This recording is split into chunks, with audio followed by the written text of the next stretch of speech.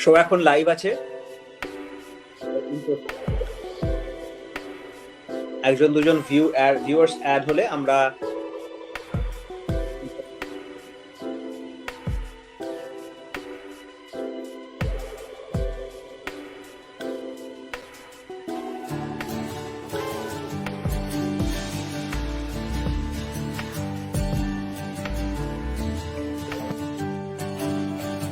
আপনারা দেখছেন master within বেঙ্গলির পরিবেশনায় অনুধ্যান, প্রতি শনিবার সন্ধে 7টা থেকে live Facebook channel master within Bengali এবং আরও অন্যান্য প্ল্যাটফর্ম ইউটিউব পডকাস্টে লাইভ এটা পরিবেশনা হয়।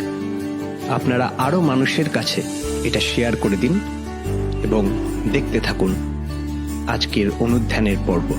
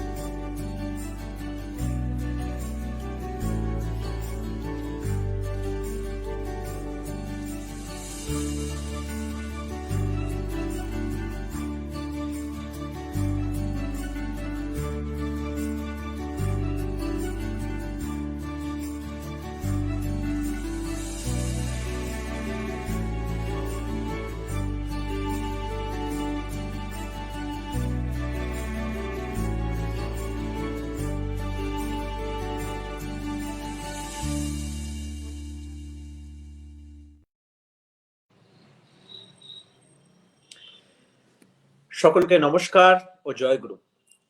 আপনারা দেখছেন অনুধ্যান পর্ব 15। আজকের বিষয় হচ্ছে নাস্তিক ও আস্তিক। আজকে আমাদের সঙ্গে আছে আমাদের সকলের প্রিয় কৌশিক চক্রবর্তী দা। তিনি আজকে আমাদের মেইন বক্তা এবং নাস্তিক ও আস্তিক এই বিষয়ে তিনি আজকে আমাদের আলোকপাত করবেন। কিন্তু সবার আগে আমি আপনাদের বলে রাখতে চাই, আজকে শোয়ের শেষে আছে এক বিশেষ ঘোষণা। শোয়ের শেষে এক বিশেষ ঘোষণা আছে, যেটার জন্য আপনারা প্রস্তুত থাকবেন এবং আপনারা শেষ অবধি শোটা দেখবেন, যাতে আপনারা সেই অ্যানাউন্সমেন্টটার লাভ উঠাতে পারেন। আপনারা আশা রাখতে পারেন যে সেই ঘোষণাটা আপনারা খুশি হবেন।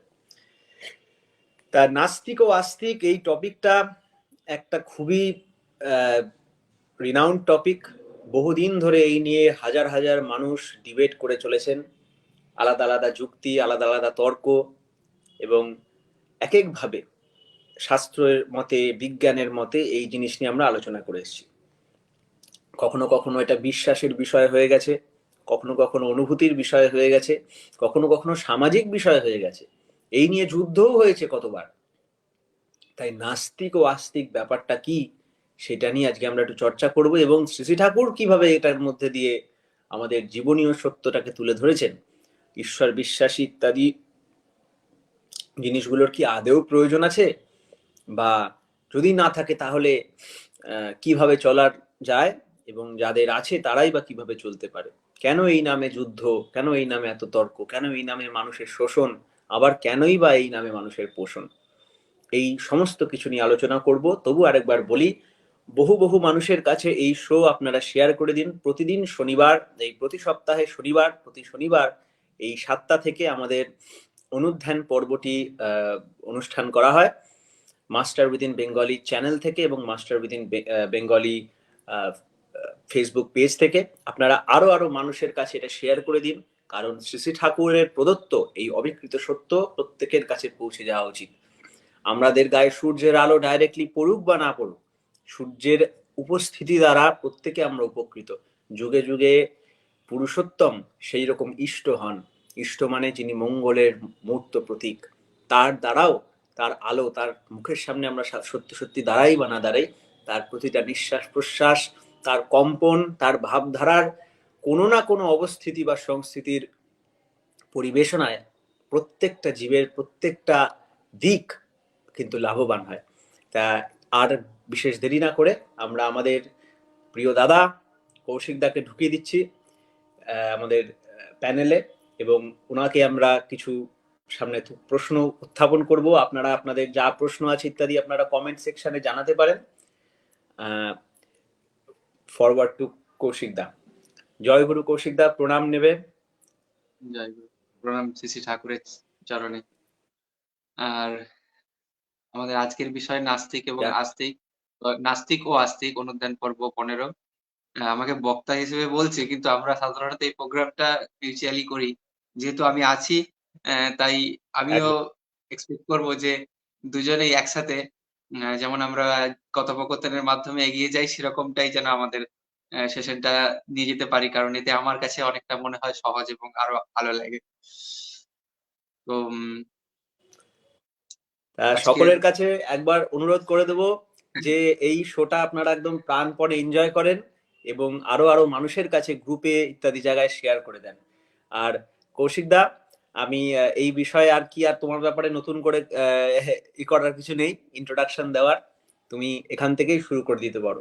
তবে একটা কথা বলতে পারি, এই কৌশিক দাদার জন্যই কিন্তু আমাদের এই এত এত মানুষের কাছে, হাজার হাজার মানুষের কাছে কিন্তু আমরা বই পৌঁছে দিতে পারছি। কৌশিক দা ব্যাকগ্রাউন্ডে কাজ করছে, অর্কদা, এনাদের মাধ্যমে বহু মানুষ, আপনারা চমকে যাবেন যে কত মানুষ বই পাচ্ছে, ঠাকুরের বই পেয়ে উপকৃত হচ্ছে। সামলে উঠতে পারছি না, আমাদের আপনারাও সহায়তা করুন, আপনারা শেয়ার করুন। তা এই বলে কৌশিক দাকে আমি বলবো এই বিষয়ে কিছু বলতে। জয় গুরু।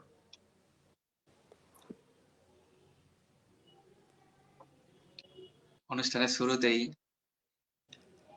জীবন পথের সারথি পরম দয়ালের রাতুল চরণে আমার ভক্তি বিনম্র প্রণাম এবং ইষ্ট পরিবারের প্রতি প্রত্যেকে যে যেখানে আছেন, এবং প্রত্যেককে আমার সশ্রদ্ধ প্রণাম। যারা এই মুহূর্তে দেখছেন, প্রত্যেক বড়রা যারা আমার বড়রা আছেন, প্রত্যেককে আমার সশ্রদ্ধ প্রণাম এবং প্রত্যেককে আন্তরিক জয়গুরু এবং শ্রদ্ধা ও ভালোবাসা জানাচ্ছি। আমাদের আজকের যে বিষয়, সে বিষয়টি হচ্ছে নাস্তিক ও আস্তিক, এবং এটি অনুধ্যান পর্ব 15, যে বিষয়ে আমার সৌভিক ভাই বলেছিলেন। তো এই বিষয়টির প্রথমেই আমরা খুব একটি পপুলার এবং খুব জনপ্রিয় বিষয় নাস্তিক যখন আলোচনা হয়, এই বিষয়টা আমরা দেখেছি। যদি নামটা দেখি, এর দুটো পার্ট রয়েছে, একটা নাস্তিক এবং আরেকটা পার্ট আস্তিক, এবং এর মাঝখানে ও দিয়ে যুক্ত হয়েছে। তো ভালোভাবে এমনি সাধারণভাবে দেখলে এটা বুঝতে পারি যে ন দিয়ে উত্তর আছে, তাই এটা একটা নেগেটিভ অর্থে, অর্থাৎ নেগেটিভ একটা অর্থ বহন করে নাস্তিক শব্দটি। আবার সেখানে সদর্থক অর্থে আস্তিকটি একটি পজিটিভ অর্থ বহন করে। পরম দয়ালের একটা বড় বিষয় তিনি বলতেন যে সত্যের অর্থগুলো যদি ধাতুগত দেখা যায়, তো এই নাস্তিক অর্থেও যদি দেখি, নাস্তিক অর্থের প্রথমেই ন যুক্ত অস্থি আছে, তারপরে ইক যুক্ত হয়েছে। তা এই ন আর ইক যুক্ত সাথে অস্থি ওয়ার্ডটাই এখানকার ধাতু ওয়ার্ড বা রুট ওয়ার্ড। অস্থি যদি দেখি, এটা অস ধাতু থেকে এসছে, এবং শব্দরত্ন কোষে দেখতে পাচ্ছি এটির অস্তিত্ব, উৎপত্তি, স্থিতি, উৎপত্তি ও অস্তিত্বকে বোঝাচ্ছে অস ধাতুটি। তার মানে আমাদের যে উৎপত্তি, আমরা যেখানে আমাদের বাস, সেই বিষয়টাতেই এখানে হাইলাইটেড করা হয়েছে। তার শেষে ইক বা ক যুক্ত হয়েছে। ইক মানে হচ্ছে গতি। তার মানে যদি আমরা দেখি, উৎপত্তি, আমাদের যে উৎপত্তি, আমাদের যে সৃষ্টি, তার দিকে গতি বা সেখানে বসবাস করাটাই অস্তিত্ব বা আস্তিক কথার মধ্যে অর্থ। তার আগে ন বা না লাগানো হয়েছে, যার অর্থ সেটার দিকে গতি নয়। এইবারে আমরা সাধারণভাবেই এই জিনিসটা দেখি যে কিভাবে নাস্তিক কথাটি প্রয়োগ বা প্রচার হয়। নাস্তিক কথাটি খুব সাধারণ অর্থে প্রচার হয় যে কোনো বিষয়গুলি যা সাধারণত তথাকথিতভাবে যা ধর্ম বা কোনো আচার, ধর্মীয় আচার অনুষ্ঠান, কোনো নির্দিষ্ট ভাব বা নির্দিষ্ট সম্প্রদায়ের যে সমস্ত প্র্যাকটিস বা অভ্যাস সেইগুলোর না মানাকে বা সেগুলোর উম চলনকে না মানাকে আমরা সাধারণত নাস্তিক বলে উদাহরণ দিয়ে থাকি। এটা সাধারণত কমন একটা ওয়ার্ড যেটা আ তথাকথিত কিছু পড়াশোনা জানা মানুষ বা তথাকথিত কিছু আ পাশ্চাত্যের অনুপ্রাণিত হওয়া মানুষ প্রায়ই বলে থাকে। আমার দেখা নজরে, সবাই নয় এক্ষেত্রে। তো এই কথাটি প্রাচীন মানে এইভাবেই ব্যবহার হয়ে থাকে। যে আমি তো এসব আচার অনুষ্ঠান মানি না, তাই আমাকে নাস্তিকই ধরতে পারো বা আমি নাস্তিক। আ আজকেই একটি খুব আমাদের এই এলাকার খুব একটি বিখ্যাত এলাকা। সেখানকার একজন গুরু ভাই নয়, একজন কবি ভাই মানুষের সঙ্গে দেখা হচ্ছিল। উনি বলছিলেন যে, "আমার এলাকাতে একটা খুব সেনসিটিভ দিক আছে। সবাই অ্যা কিছু হয়ে গেলেই একেবারে অস্তিত্বের বিরোধী কিছু চলন প্র্যাকটিস করে বা সেগুলোকে সামনে দেখিয়ে তারা প্রতিবাদ করে। যেন সেটাই তাদের ওই বিষয়টার উপরে ভাষা, বলার ভাষা।" তাই এই নাস্তিক কথাটাও সেই কথাটারই একটা দিক বলা যায়। যখন অস্তিত্বের বিরুদ্ধে কিছু প্রতিবাদ করে বা কোনো আচরণের বিরুদ্ধে প্রতিবাদ করতে হয় তখন এটি প্রায় ব্যবহার হয় নাস্তিক। এবং রিসেন্টলি একজন ইনফ্লুয়েন্সার যিনি এইসব বিষয়গুলো নিয়ে বিশেষ ঘাটেন না। আমি এরকম সাধারণত দেখেছি তিনি বিভিন্ন বিষয় নিয়ে ভিডিও করেন। তিনি একটা ভিডিওতে কিছুদিন আগে বলছিলেন যে তিনি এরও একটা বাইবেল বা আ এইরকম যে উম নো রিলিজিয়ন এর একটা বাইবেল তিনি এরকম পড়ছেন আরকি। এটাও আমার জানা ছিল না। আমার ওই এরকম বিষয়টা যে এতটা এটার উপরেও বই লেখা হয়েছে সেটাই ১ম ধারণা যে যেটার ম্যানুয়াল বলা যায়। সাধারণত আমরা যদি এবার দেখি যে অস্তিত্বটা কি? এখানে তো নাস্তিক কথাটি তো দেখলাম যে সাধারণত প্রচলিত সমাজে কোনো ধর্মীয় আচরণ বা কোনো সম্প্রদায় ভিত্তিক আচরণের বিরুদ্ধে বা সেটার প্র্যাকটিসের বা পালনের বিরুদ্ধে কথা বলতেই বা সেগুলো না পালন করে যিনি তাকেই নাস্তিক বলে আমরা সাধারণত জানি। কিন্তু যদি আমরা আদর্শগত বা যে পুরুষোত্তম যারা প্রত্যেকেই যুগে, যুগে আসেন, তাদের দিকে যদি দেখি, তাদের বলা, তাদের প্র্যাকটিস এবং তাদের যে সমস্ত মানুষ ভালোবেসে ফলো করেছেন বা তাদের চলনগুলিকে যে সমস্ত মানুষ মেনে নিয়ে চলেছেন জীবনে, যদি সেইসব মানুষদেরকে আমরা সাধারণত পুরুষোত্তম বা প্রফেট বলি, যারা প্রত্যেকটা যুগে, প্রত্যেকটা সময়ে একেকজন এসেছেন একেকটা সময়। যদি তাদের কথা দেখি, তারা প্রত্যেকেই বলছেন যে মানুষ যখন এসেছে বা যেকোনো জীবই যখন এসেছে তাদের অবস্থান আছে। অর্থাৎ তারা নির্দিষ্ট কাজকর্ম করে যেটা দিয়ে তাদের আইডেন্টিফাই করা যায় যে এই মানুষটার বর্তমানে অস্তিত্ব রয়েছে।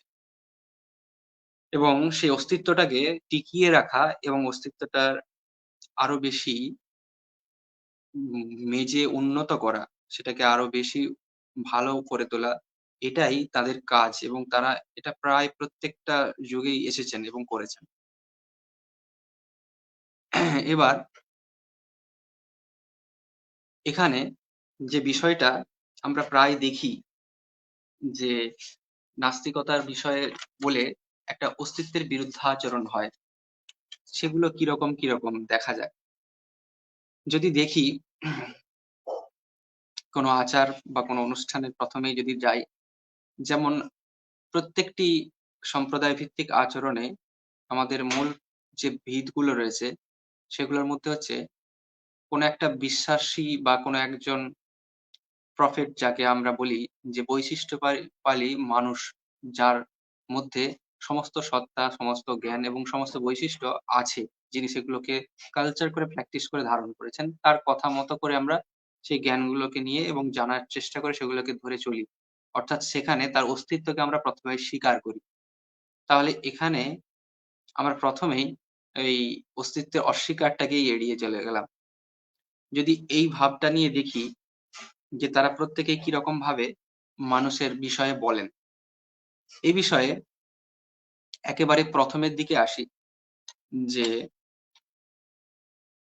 শ্রী শ্রী ঠাকুর বর্তমান যিনি পুরুষোত্তম, তিনি তার ছড়াবাণী গ্রন্থ অনুশ্রুতির প্রথম খণ্ডে একটা বিষয় এখানে বলছেন, যে অস্তিত্ব সহ আদর্শকে সার্থক পূরণ করে, এইটি বুঝে কহিস করিস, ঠকবি নাকো পরে।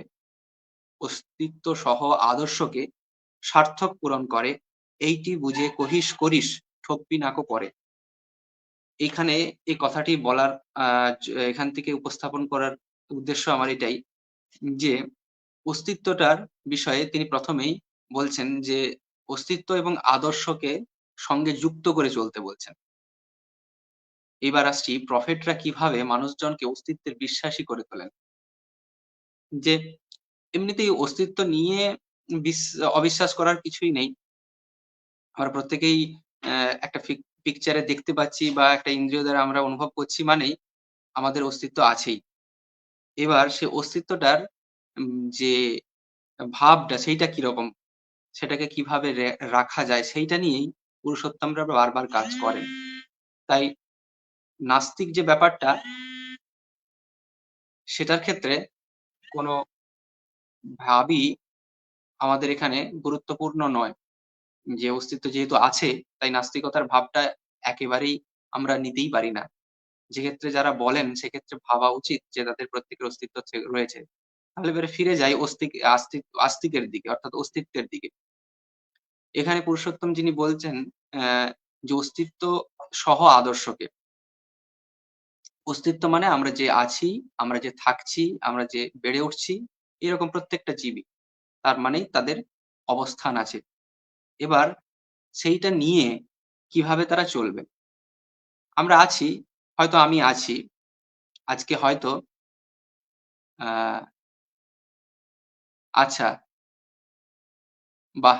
এ বিষয়টা যদি কমেন্ট সেকশনে বলেন তাহলে তো ভালোই হয়। যে নাস্তিকতার বিষয়টা উদাহরণ হিসেবে যদি দেন কিছু। এ বিষয়ে আমারও জানার ইচ্ছে রইল আমার ব্যক্তিগতভাবে। এই বিষয়ে তবে এরকম এটা একটা মজার জায়গায় যে আমাদের ইন্ডিয়ায়, মানে আমাদের ভারতে বহু সময়, বহু আগে থেকে কিন্তু এই একটা প্রচলন করে আসছে যে ঈশ্বর নেই, এটাও একটা বিশ্বাস। তো এই এই যে যেটা চার্বকের কথা, এই যে চার্বকের কথা বলা হচ্ছে, ইনাদের একজন একদম এটার একটা ওল্ড নাম আছে, একটা প্রাচীন নাম আছে, ওটাকে অনেকে বলে লোকায়তা। ঠিক আছে, ওই লোকায়তা ওই দিকেরই আর কি, ওটারই পরবর্তী নাম চার্বক ফিলোসফি হয়ে যায়। এই চার্বক ফিলোসফিতে এপিস্টেমোলজি বলে একটা জিনিস আছে। আজকে কৌশিক দা যে আলোচনা করছেন আমাদের অস্তিত্বের বেসিসে, আমি শ্রদ্ধেয় দাদাকে আনসার দেওয়ার জন্য আমি এটা জাস্ট একটু করে রাখছি।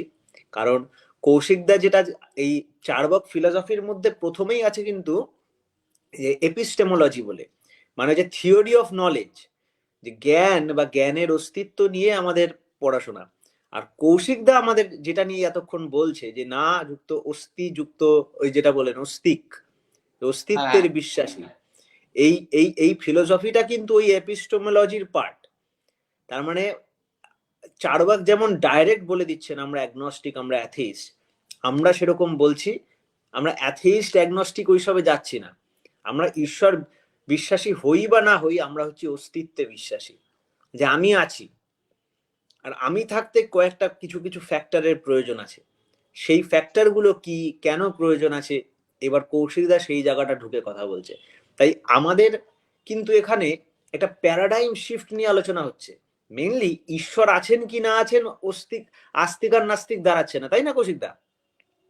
হ্যাঁ, আমি যদি শব্দগত অর্থই দেখি, এর ধাতুর যদি অর্থ দেখি, এখানে নাস্তিকতার বাদ বলতে যে আমরা যেটা হচ্ছে কি বলে শব্দ ব্রহ্ম তার অস্তিত্ব নেই, সেই সমস্ত বিষয়ের যে মানে যে আহ, উম, কি বলবো, কোয়ান্টাম যে সমস্ত বিষয়, যে অর্থাৎ যার বর্তমানে অনুভব আছে কিন্তু তার প্রেজেন্সটা নেই, সেই ধরনের যে বিষয়গুলো, সেইগুলোর উপরে এর অর্থ কথা যাচ্ছি না।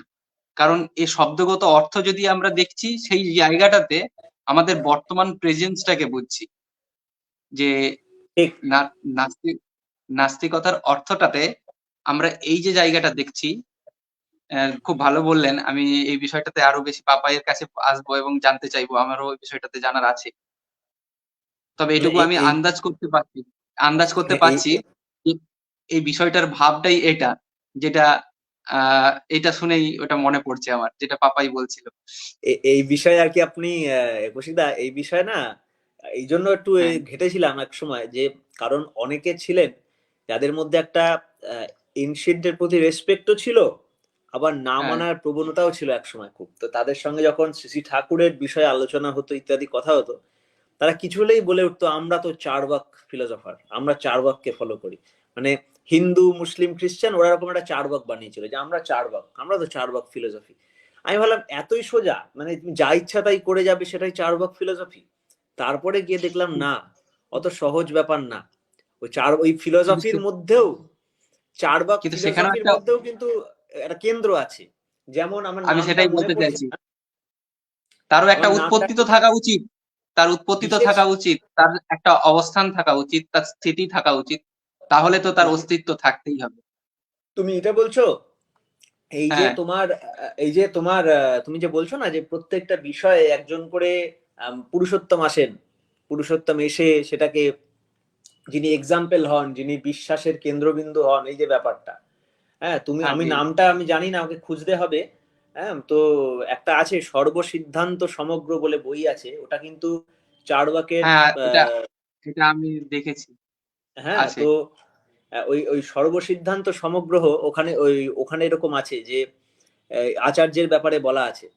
হ্যাঁ, ওরা বলতে চায় যে শিব, মানে বলছে এই দুনিয়া ছাড়া বাইরে কোনো দুনিয়া নেই।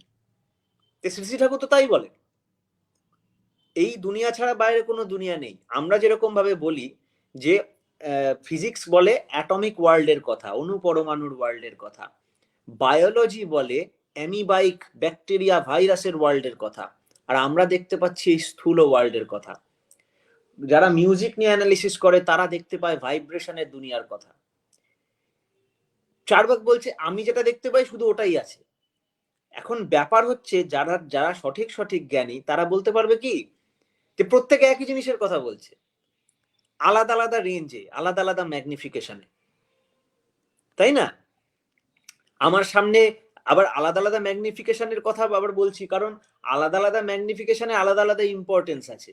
যখন আমরা রোগ শোক নিয়ে রোগ ভোগ নিয়ে কথা বলবো, তখন আমরা ওই বায়োলজিক্যাল ব্যাকটেরিয়া নিয়ে কথা বলবো। যখন আমরা শক্তি সংগ্রহের কথা বলবো, তখন আমরা অ্যাটমিক ওয়ার্ল্ডের কথা বলবো। কোনখানে কতটা কিভাবে লাগবে, তাই না?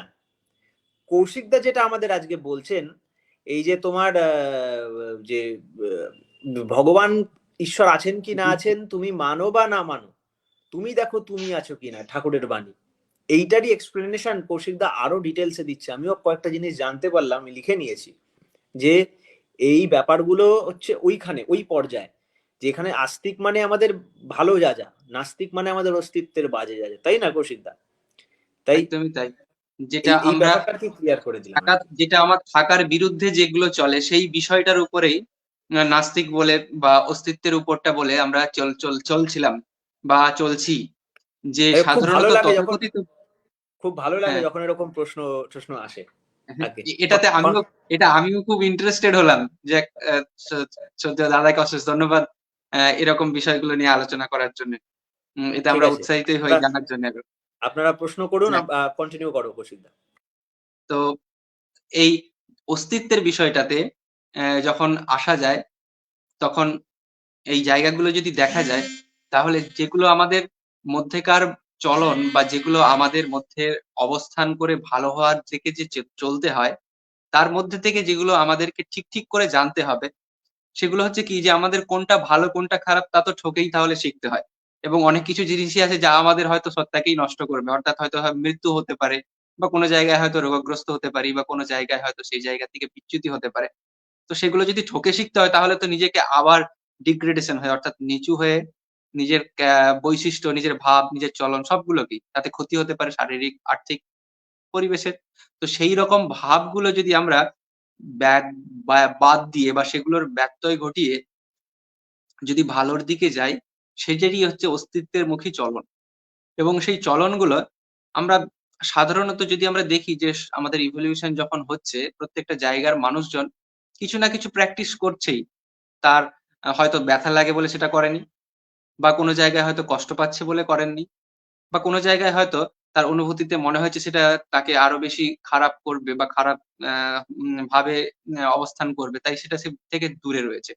কিন্তু এরকম অনেক জিনিসই আছে যা সুদূর প্রসারী, যার ফল আমাদের থেকে বর্তমান সময়ে বোঝা মুশকিল। সেই সমস্ত জিনিসগুলো থেকে কি হয়? সেই জিনিসগুলো থেকে অস্তিত্ব থেকেও হয়তো সেগুলো বোঝার মুশকিল হয়ে থাকে। তাই সেই উৎস থেকে বা সেই সমস্ত বিষয়ের বা সেই সমস্ত বিষয়গুলো থেকে সজাগ করেন কি? যে সেই বিষয়ে সজাগ ব্যক্তিত্ববান মানুষ। তারা বিষয়গুলো নিয়ে মনন করেন এবং তাদের যে দৃষ্টিগুলো অর্থাৎ তাদের যে সূক্ষ্ম অনুভূতিগুলো, সেই অনুভূতিগুলো, সেই বিষয়গুলো তারা আচরণ করে, প্র্যাকটিস করে এবং কিছুটা তাদের ব্যক্তিগত সত্তায় নিয়েই আসেন। তাই এই ভাব নিয়ে যখন আসে, তখন সেগুলো কি হয়? মানুষজন তাদেরকেই ফলো করে, সেগুলোকে পালন করে। এবং সেটাই পরবর্তীকালে একটা মাস পিপল বা একটা খুব সংখ্যক মানুষের উপকারে আসে। এবং সেটাই তাদেরকে আরো ভালোতে তৈরি করে। তখন তিনিই তাদের কাছে হয়ে ওঠেন উপজীব্য বিষয় এবং সেটাই হয়ে ওঠে আদর্শ। তাই এখানে বলা হয়েছে অস্তিত্ব সহ আদর্শকে। অর্থাৎ যা আমাদেরকে রেখেছে এবং যেগুলো আমাদেরকে আরো ভালোর দিকে নিয়ে যাবে সেই সমস্ত আদর্শকে আমরা যখন সার্থক পূরণ করি অর্থে সেগুলোকে প্রত্যেকবার ভাবনা চিন্তা করে আরো বেশি ভালো করি। যদি আমাদের দেখি আর্য ঋষিদের সময় থেকে কিছু প্র্যাকটিস যেগুলো আমরা প্রায় প্রত্যেকেই করে আসি। আমাদের এখনো বর্তমান সময়ে দিয়ে আসছে। যেমন আমাদের হচ্ছে গুরুতে বা শ্রেষ্ঠতে দান, তার জন্য কিছু করণীয় করা, অর্থাৎ তার চিন্তা করে আমাদের ভালোর কিছু তৈরি করা। এটা বর্তমানে একটা কালচার হয়েছিল গুরুর রূপে দান করা, বর্তমানে সেটা আমরা নতুন একটা প্র্যাকটিস এর মধ্যে দিয়ে গেছি। তারপরে প্রার্থনা। এটা একটা আশ্চর্য এবং সুন্দর ব্যাপার। আশ্চর্য নয়, বিষয়টা ভাবি যদি তাহলে কেমন একটা সুন্দর লাগে যে একটা বিষয়, প্রার্থনা প্রত্যেকটি পুরুষোত্তম এবং পুরুষোত্তম রূপী যাদেরকে আমরা গুরু বলে মানি, তাদের প্রত্যেকের প্রার্থনা রয়েছে। তাহলে প্রার্থনাটা একটা কমন বিষয় এবং প্রত্যেকেই আমরা সেটা প্র্যাকটিসের মধ্যে করি। তাতে আমরা কি বলি সাধারণত? তার উপজীব্য বিষয় থাকে কি? যে আমরা আমাদের আচরণ কি ভালো করব, আমাদের কি আরো প্র্যাকটিস করতে হবে এবং তাকে কি করে আমরা ফুলফিল করতে পারি। সেটা করতে গিয়ে আমরা তাকে মেনে চলতে পাই। তার এটা মানে এই যে ব্যাপার, অ্যানথেমের মতো, সংকল্প হ্যাঁ, নেওয়ার মতো।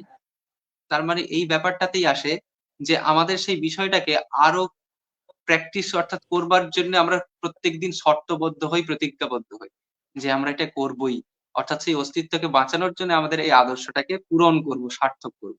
তারপরে কি হয়? প্র্যাকটিস শুরু, প্রত্যেকটা দিনের শুরু। এ আ শুভঙ্কর বিশাল দাদা লিখেছেন। আ অনেক নাস্তিক মানুষ আছে কিন্তু মানুষজনের খুব সেবা করে, পশু পাখিরও হ্যাঁ, সেবা করে, সামাজিক প্রতিটা কাজে সক্রিয়ভাবে অংশগ্রহণ করে। তাহলে এক্ষেত্রে কি কোনো ভুল হয়? এই জায়গাটাতে আসবো, আসছি। তো শ্রদ্ধেয় দাদাকে অশেষ ধন্যবাদ এই রকমের বিষয় নিয়ে তুলে ভাই ধরার জন্য। ভাই ও একজন ভাই, খুব আচ্ছা, বুদ্ধিমান ছেলে। হ্যাঁ, আমাদের। তো হুম, তো যখন এরকম আসে যে অস্তিত্বের মধ্যে এরকম ভাবে আমরা পালন করি বা প্র্যাকটিস করি, তারপরে সেগুলোর প্রতি আমরা প্রতিজ্ঞাবদ্ধ হই যে আমরা প্রত্যেকদিন প্র্যাকটিসের মধ্যে রাখবো। তারপরে কি হয়? আমাদের চলন। সেই চলনটাই হচ্ছে দক্ষতা অর্জন। এবং সেই দক্ষতা অর্জনের জন্যে যে মেনে চলা, সেইগুলোকেই আমরা দীক্ষার মধ্যে দিয়ে চলা বলি। তারপরে দিনের শেষে হয় সেগুলোর সাথে অনুভূতি বা অনুভব। তাই সাথে যুক্ত হয় সম্পূর্ণ হয়, সেই জায়গায় সার্থক হয়। এবং সেইটা যখনই আমরা বলি এবং প্র্যাকটিস করি তখন সেটা আমাদেরকে খারাপ ভাবে নিয়ে যায় বা আমাদেরকে খারাপ তৈরি করে পরিস্থিতিতে, সেইরকম পরিস্থিতি আর তৈরিই হতে দেয় না। তাহলে তখনই সেটা হয় সার্থক। এইবার এই এই যে ব্যাপারটা, যে অস্তিত্বের এই পালন করতে গিয়ে অনেকেই এরকম নিজস্ব বিষয়গুলোকে খুব একটা কমন ওয়ার্ড প্রায় পাওয়া যায়। যদি এটা খুব একটা যদি ডিপলি ভাবা হয়, কিছুদিন কালকেই আমাদের একজনের সাথে কথা হচ্ছিল। যে এরকম অনেকেই বলেন, এটা শ্রী, শ্রী ঠাকুরের আলোচনাতেও পাওয়া যায় যে অনেকেই মা তার ছেলেকে বলে কুত্তার বাচ্চা বলে এরকম কেউ হয়তো গালাগালি দিয়ে থাকে। বা অনেকেই হয়তো বলে থাকে যে তার বা ছেলে নয় এরকম বলে থাকে। এরকম বিষয়গুলো যদি খুব ডিপলি ভাবা যায়, তাদেরও হচ্ছে সেই যে যে জীবটা রয়েছেন বা যা জন্মেছে তার অস্তিত্বকে অস্বীকার করছে। সেক্ষেত্রে তার কিরকম লাগে এবং সে কি ভাব নিয়ে থাকে? খুব রেগে যায় এবং তার মধ্যে খুব রিটালিয়েট করে, প্রতিবাদ করে। আর না হলে খুব বিরক্ত হয়ে তার সঙ্গ বন্ধ করে দেয়। তার মানে আমাদের যদি এটা খুব স্বাভাবিকভাবে দেখি, তার মানে আমরা যে আছি এই বিষয়টাতে কেউ যদি অস্বীকার করে তার প্রতি আমরা সবচেয়ে বেশি ক্ষুব্ধ হই এবং সেটা আমরা মেনে নিতেই পারি না। ইভেন তাহলে যদি ওই দেখেন গালাগালিটা ওই প্রথম গালাগালিটা যতটা না ব্যথা দেয় তার থেকে বেশি ব্যথা কিন্তু ওই পরেরটা দেবে, ওই যেখানে পুত্র বলেই অস্বীকার করা, ওই ব্যাপারগুলো কিন্তু বেশি ব্যথা দেয়। তাহলে এটা হয়তো তারা কষ্টে ভেবে করেন। কিন্তু বিষয়টার মধ্যে যদি ডিপলি দেখা যায় তাহলে তার অস্তিত্বকে অস্বীকার করা হচ্ছে। তার মানে সেই বিষয়টা সে মেনে নিতে পারে না তো। যে যার অস্তিত্ব আছে সে কি কখনো মেনে নিতে পারবে? তাহলে এই যে জায়গাগুলো এগুলোই হয় যে তার মধ্যে থাকার এবং সেগুলো চলার প্র্যাকটিস। এইবার ওই ভাইয়ের কথায় আসি। একটা আলোচনা প্রসঙ্গের কথাতেই আসি যে ওখানে শ্রদ্ধেয় কৃষ্ণপ্রসন্ন দাকে বলছেন যে একসময় কৃষ্ণপ্রসন্ন দা আলোচনা করছেন শ্রী শ্রী ঠাকুরের সাথে। যে একসময় কীর্তন হয়, তারপর বিভিন্ন গান হয়। এগুলো শুনতাম। তো গানের সাথে যে ভাবটা চলছে বর্তমান সময়ে বিভিন্ন অনুষ্ঠান বা জায়গাতে খুব আ মানে চরিত্রবান যে সমস্ত বা হচ্ছে যেগুলোতে উদ্দীপ্ত করে মানুষকে আরো বেশি উদ্বুদ্ধ করে, এই ধরনের পরিবেশে যে গান সেগুলো আস্তে, আস্তে কমতে ছিল। সিনেমা, অভিনয়ে এবং নাটকের মধ্যেও এমন হ্যাঁ, এটা মূলত নাটকের ক্ষেত্রে বলেছি। যে নাটকের মধ্যে এমন ভাব বর্তমানে হচ্ছে এখন হচ্ছে স্বাভাবিক সম্পর্ক, প্রেম আর এই প্রেম বলতে এই স্বাভাবিক অর্থে যে একে অপরের পেছনে পড়ে থাকা, এগুলো নিয়ে ঘুরে বেড়ানো, এই ধরনের চিন্তা ভাবনার উপরে বেশি ফোকাস করে বিষয় নিয়ে উপজীব্য হচ্ছে। নাটক, সিনেমা যেসব হচ্ছে বা গান হচ্ছে। তাতে মনে হয় যেমন কথাটা এরকম ছিল, মিনমিনে মেয়েদের মতো লাগে শুনতে। তিনি তার ব্যক্তিত্ব তো সেইরকমই ছিল। আমরা যে যারা শ্রদ্ধেয় সন্ধেবেলার জেঠিমাদের গল্প। হ্যাঁ, শ্রদ্ধেয় কেষ্টদার যদি ব্যক্তিত্বের আচরণ দেখি আমরা দেখি তিনি কতটাই শ্রী, শ্রী ঠাকুরের আচরণশীল ব্যক্তিত্ব ছিলেন সেটা আমাদের প্রত্যেকের কাছেই সম্মানীয় এবং শ্রদ্ধার বিষয়। আমরা সেগুলো স্মরণ করি। তাই তিনি বলতেন বিষয়গুলো যেমন আজকের দিনে হয় সিরিয়াল। তো এই যে বিষয়গুলো, তো তিনি তখন বলছেন এইসব নাটক দেখতে, দেখতে আমার কাছে এরকম একটা ভাব হয়ে গেছিল যে আমি নাস্তিকই ঠিক আছি। মানে ১ম জীবনের কথা বলছেন। এরকম দেখে আমার মনে হচ্ছিল আমি নাস্তিকই ঠিক আছি। শ্রী, শ্রী ঠাকুর তখন এই কথাটা বলছেন, এই দাদার যে বললেন নাস্তিকবাদ, তিনি তখন এই কথাটা বলছেন, "নাস্তিক তাও ভালো যদি তথাকথিত এই যে আস্তিক দেখা যায় তার থেকে যদি এরকম হয় তাহলে তাও ভালো।" আসলে তিনি সেটা সমর্থন করছেন কিনা না বলছি না। তিনি এই অর্থে বলছেন যে আমরা আছি অথচ সেটাকে যত্ন করছি না। আমরা আছি অথচ সেটাকে পালন করছি না। এই মনে হচ্ছে আজকে দুমাদ্দুম রাত্রেবেলা হচ্ছে কি বলে গিয়ে আ আ হয়তো শীতকালে বৃষ্টিতে ভিজে চলে এলাম। পরের দিন ঠান্ডা লেগে গিয়ে শরীর খারাপ হয়ে ভুগছি। তারপর হসপিটালে ভর্তি হয়ে গেছি। এই যে আমি অস্তিত্বটাকে বিপন্ন করে দিলাম। আমি এখানে আরেকটা করতে চাইছি, একটা কথা আমি মাঝখানে একটু টোকা দিতে চাইছি যে হ্যাঁ, অনেক বলুন। প্রচুর প্রচুর কমেন্ট আসছে আমাদের কমেন্ট সেকশন এবং ইমিডিয়েট আনসার চাইছেন। আমি তাদের বলবো একটু ধৈর্যের সাথে আলোচনাটা শুনতে, তাহলে একটা একটা করে প্রশ্ন ধরে আমরা একটা উত্তর দিতে পারবো। এবং হ্যাঁ, আপনাদের অবশ্যই বলবো দিতে পারবেন। অনেকে ইষ্টভৃতি ইত্যাদি নিয়েও প্রশ্ন করছেন, খুব ভালো এবং খুব গুরুত্বপূর্ণ প্রশ্ন। কিন্তু আমি বলবো এখানে তো একটু অন্য টপিক নিয়ে হচ্ছে, তবে শেষে আমরা সেগুলো অ্যাড্রেস করব অবশ্যই। তবে ততক্ষণ আপনি লেগে থাকুন। এবং আরেকটা বিশেষ ঘোষণা যে আমাদের এই শোটা শেষ হওয়ার শেষ দিকে, এখন 30 মিনিট হয়েছে আর 30 মিনিট আছে। শেষের দিকে একটা খুব খুব ইম্পর্টেন্ট একটা ঘোষণা আছে, আপনারা শেষ অবধি থাকবেন, সেটা দেখে সেটার দ্বারা লাভান্বিত হবেন। কন্টিনিউ করতে পারেন কৌশিক দা। তো তারপরে এই ঘটনাটাতে আসি যে তিনি বলছেন তথাকথিতভাবে আমি যদি আমার ভালো থাকাটাকে যদি গুরুত্ব না দিয়ে যদি চলন না রাখি, তাহলে সেই যে আস্তিকতা তার থেকে যে আমি মানি না তার জন্য কষ্ট পাচ্ছি। মানে আমি মানিই না বলে কষ্ট পাচ্ছি। সেক্ষেত্রে তার ভাবটা তো এইটাই যে তিনি তো জানেন না বলে পেয়েছেন। অতএব সেক্ষেত্রে মনে হয় দোষটা অনেক কমের। যে জানি অথচ করি না সেটা যেমন কষ্টের, না জেনে করাটা অনেক মনে হয় সেক্ষেত্রে সমস্যা নেই। কারণ তার ক্ষেত্রে আবার কি তৈরি হয় না গ্রন্থি বা যে গ্রন্থিগুলো তৈরি হয় সেগুলো হয় না। কারণ সে তো জানেই না। তো গ্রন্থি তৈরি হওয়ার অভ্যাসও তার হবে না। তো এটা অন্য টপিক। যাক আসি। তো এই তা অর্থেই সুবীর ভাইয়ের কথাটাতে আসি যে যখনই কারো মানুষের মধ্যে সেবা দিচ্ছি অর্থাৎ তার অস্তিত্বকে ভালো রাখার জন্য চেষ্টা করছি, তিনি নিজেরই অস্তিত্ব যদি মানে না মানেন, অর্থাৎ নিজেই যদি না থাকেন, তাহলে তার তো সেবা দিতেই পারবেন না। তাই নাস্তিকতা নিয়ে তার হয়তো চিন্তা ভাবনাটা অন্য পর্যায়ে, অর্থাৎ সেখানে তার স্তর, ভাবনা, অনুভূতি এই সমস্ত বিষয় যদি হয়, যেটা সৌভিক একটু আগে বলছিল, যে সেই সমস্ত বিষয়ের যদি কথা হয় সেক্ষেত্রে আলাদা বিষয়। কিন্তু যদি আমি মনে করি যে এই প্র্যাকটিস গুলো না করে আমি ভালো আছি, তাহলে সেক্ষেত্রে মনে হয় কোনো না কোনো জায়গায় প্রবৃত্তিমুখী চলনে চলছি। কোনো একটা জায়গায় মনের মধ্যে একটা গভীর ভাব আসবে, সেই বেগটা হঠাৎ করে ছুটে যাবে। এরকম অনেকের ক্ষেত্রে হয় যে খুব ভালোভাবে চলছিল, খুব করছিল, কিন্তু হঠাৎ করেই তার মনের মধ্যে এমন একটা ভাবের উদয় হয়েছে, সে সবাইকে গালাগালি দেয়। আর প্রত্যেকটা সমাজের বিষয়ে মনে করে কেউ কিচ্ছু করে না। তখন আস্তে আস্তে তার মনের মধ্যে এমন একটা ভাব তৈরি হয়ে গেছে যে সে নিজেই কিছু করে না। তারপরে সে এমন অবস্থায় পৌঁছে গেছে যে তার দ্বারা কিছু আর হচ্ছেই না। এই যে তখন ওই সেবাটা যে ছিল সেটাও ছুটে চলে যাবে। তাই প্রবৃত্তির চলনটা চলা ঠিক এরকম, ঘোড়ায় লাগামবিহীন দিয়ে চলা। যে গিয়ে হয়তো খাদেও পড়তে পারে, পুকুরেও পড়তে পারে, নদীতেও পড়তে পারে। তো সেই জায়গায় চলার অস্তিত্বটাকে মেনে চলাটা বরং অনেক বেশি সহজ এবং সরল। তাই সেক্ষেত্রে তথাকথিত সেবা হয়তো হতে পারে। কিন্তু ওই সেবা দিয়ে হয়তো ৪ টে ছবি তোলা হলো, ৪ টে বক্তব্য দেয়া হলো। কিন্তু তারপর মনের মধ্যে যেই একটা ভাবের উদয় হবে, সঙ্গে সঙ্গে সব ছেড়ে দিয়ে বন্ধ হয়ে যাবে। তাই তাহলে সেক্ষেত্রে এখানে বড় মুশকিল। এখানে কৌশিকদা প্রচুর প্রশ্ন এসে যাচ্ছে তোমার কাছ থেকে, আচ্ছা, উত্তর আমরা ডিমান্ড করছে তারা, ডিমান্ড আমরা করছেন আমি উত্তর। আমি চাই এই সেশনটাতে আর প্রশ্ন উত্তর যদি সেশনটায় আমি সৌভিককেও চাই, কারণ আমি সত্যি কথাই এই পথের চলার শুরু করেছি। তাই আমি আমার মধ্যে দিয়ে যেটা বুঝবো সেটা জানার চেষ্টা করব, অবশ্যই শেয়ার করব। তো সৌভিককে এই বিষয়ে যুক্ত করে নিলে আমারও কি হয়, বিষয়গুলো নিয়ে আমি তো মনে আমরা হয় তো সহজ হয়। দুজনেই যুক্ত আছি, হ্যাঁ, সেটা কোনো ব্যাপার না। সহজ কৌশিকদা সহজ হয়। এতক্ষণ যেটা এত ডেপথের সাথে বললেন, অনেকে আছে হুম, এই পুরো ডেপথটা জানি না কতটা মন দিয়ে শুনছেন, কারণ ফেসবুক তো যতই হোক ফেসবুক, হ্যাঁ, মনটা এদিক ওদিক ছোটাছুটি করে, তো খুব ভারী ভারী ওয়ার্ড দিয়ে কিন্তু কৌশিকদা অনেক, এবং খুব সহজভাবে হলেও অনেক ভারী ভারী ওয়ার্ড দিয়ে ব্যাপারটা আমাদের তুলে ধরলেন এখানে। এই যে বলছে মানুষের সেবার কথা বলছে, আমি একটা কথা বলবো, একজন মানুষ যদি এত পশু পাখির সেবা, নিজের মানুষজনের সেবা, ভালো ভালো কাজে অংশগ্রহণ করে, তাহলে সে নাস্তিক হলো কি করে? আমি সেটাই ১ম এসেছিলাম। একদম, তা কৌশিকদা যে কথাটা বললো সেই অনুযায়ী তো এরা নাস্তিকই না। নাস্তিক মানে আপনি ভাবছেন একটা কোনো অলৌকিক কিছুকে বিশ্বাস করছে না, তো কে করতে হবে না, ওদিকে কি যায় আসে?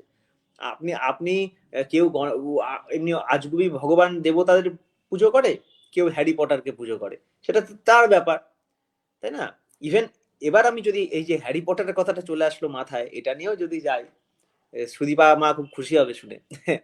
তা এটাতে যদি যাই, বলে নাকি হ্যারি পটারের আইডিয়াটাও ইয়ের মাথায়, কি যে লেখিকা, তার মাথায় একটা ইনটিউশনের মধ্যে দিয়ে এসেছিল। হ্যাঁ, জে.কে. রাউলিং। ইনটিউশনের মতো করে, হ্যাঁ, যে ইনটিউশনের মতো করে এসেছিল। এইখান থেকে আমি টপিকটায় ঢুকতে যাই যে আমাদের মন একটা অদ্ভুত যন্ত্র। আমরা বাইরের সেবা অনেক রকম করতে পারি, যেমন একটা বাঘ, একটা সিংহ, এরা শিকার করে যা খাবার পায় সেই খাবারটুকু খেয়ে পেট ভরলেই কিন্তু ওনাদের যথেষ্ট। কিন্তু মানুষের কিন্তু তা না, মানুষের যত খাবার মেটে মানুষের প্রবলেম তত বাড়ে, আবার খাবারটা না মেটালেও নয়। তার মানে আমাদের মনটাকে আমাদের কন্ট্রোল করতে হবে, মনের মধ্যে থাকে কিছু প্রবৃত্তি, সেই প্রবৃত্তিগুলোকে নিয়ন্ত্রিত না করলে, যেমন যারা বড় বড় কঙ্কারার ছিল, সারা দুনিয়া বসে পুরো দাপিয়ে বেরিয়েছেন, হ্যাঁ, যারা বদমাইশি করে তাদের কি খাওয়া দাওয়ারের অভাব আছে না কোনো অন্য কোনো অভাব আছে? তাদের অসুবিধাটা কোথায়? তাদের অসুবিধা হচ্ছে তাদের প্রবৃত্তি নিয়ন্ত্রিত না। তাহলে দেখ, তাই ঠাকুর বলছেন মনের সেবা আগে করিস, বাহ্য সেবা তার সাথে, এমন করো চলায় জানি শুভ এমন আশিস করেন পায় চলে মাথে। জানি বাসিস পায় মাথে।